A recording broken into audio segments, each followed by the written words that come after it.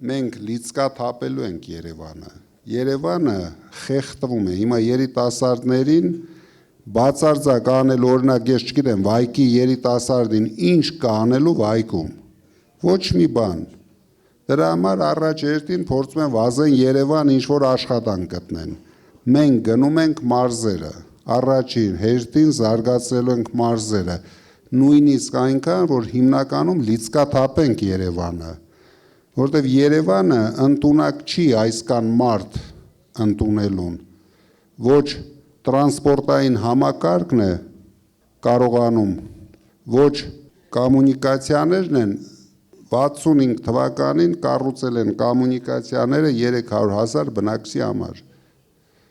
բայց հիմա ապրում է միլիոնից ավել բնակչություն եւ ամեն օր խնդիրներ կա այս քաղաքում։